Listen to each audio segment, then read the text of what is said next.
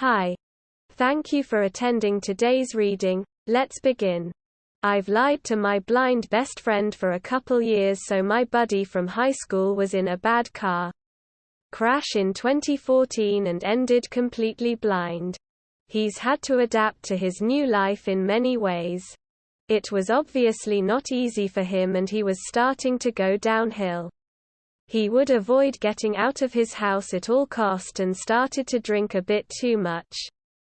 That's until he met, let's call her Clara. She's a really good girlfriend. She's smart, caring, funny, has a decent job, and most importantly, she makes him happy again. Now, my friend is a bit shallow and really cares about appearance. I do realize the irony. So the first time he introduced her to me, he asked me how she looked like, and I convinced him that she was really attractive, when in reality she's very not. She's not hideous, but just really odd looking. I figured she makes him happy.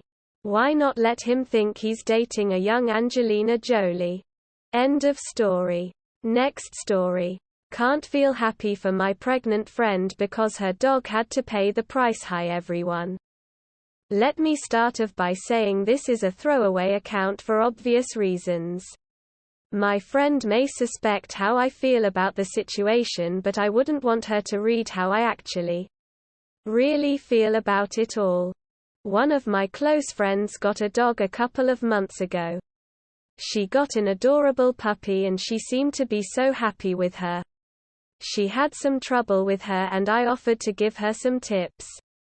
I've had a dog before and been working with dogs for a while. But she never seemed too interested in actually changing her ways.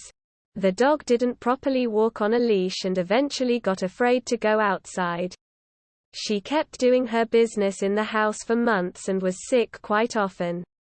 When me and my other friends asked her if she could ask her trainer about this, she quickly changed the subject, already leaving us with the idea that she indeed did not go to training with this dog. After having her for 7 months, she was constantly complaining about the dog misbehaving and that she didn't know what to do. But every time someone gave her tips or offered to come by and see what was going on, she refused. One day she sent us a picture of her living room, and somewhere in the corner there was the tiniest crate ever. The dog was quite big by now, and some friends asked her if her dog still used the crate. Indeed it did. She got told off by some of my friends and they told her the dog needed a bigger crate now. But she refused to get one. A couple weeks ago she told us she was pregnant, and of course we were happy for her. Still, I couldn't shake the feeling that when the baby was born the dog had to go. I even told my friends, this is going to be one of those situations where the dog has to go when the baby is born, mark my words. Last month she texted us all saying that she got rid of the dog. She couldn't handle her misbehaving anymore, and this was not a dog she would want around her child.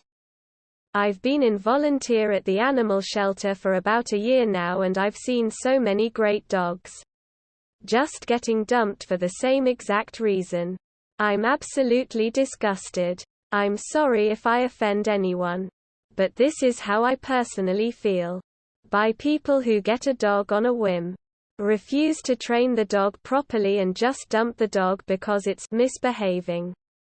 At the moment I can't bring myself to be happy for her about the fact that she is pregnant. Every time she talks about it I just want to get so mad about the fact that this poor dog got dumped for no reason. Edit. This blew up overnight. Wow.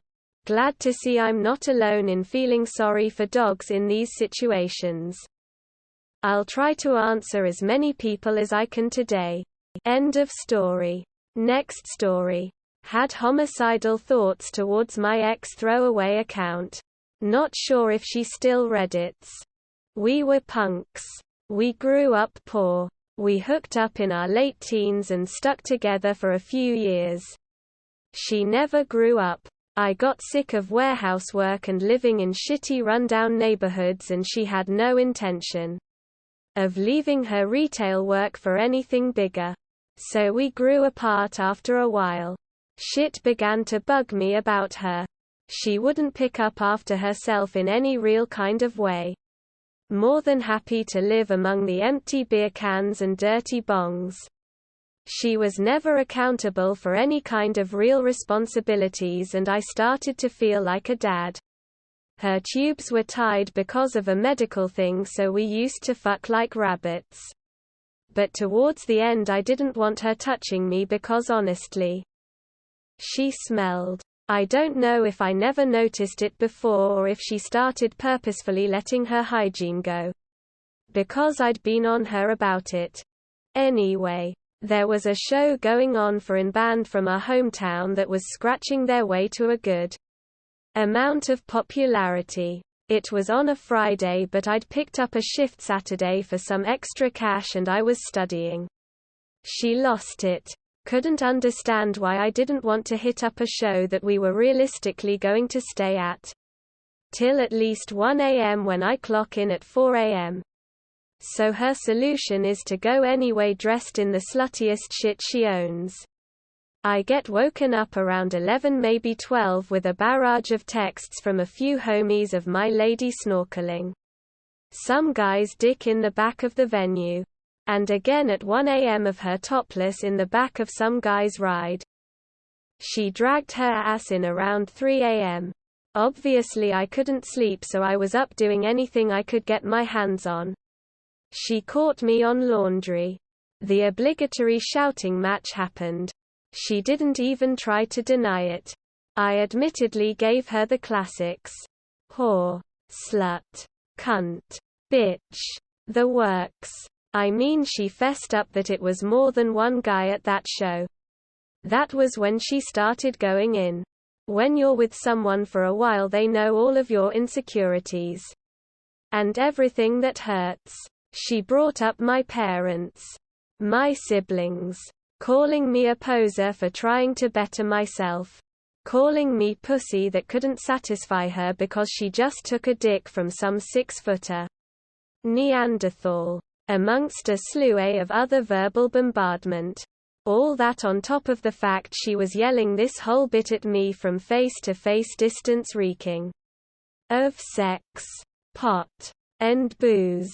That's when it happened. I had one of those long pillow sheets in my hand. She's barely over 5 foot and I have a good couple of inches on her and some weight.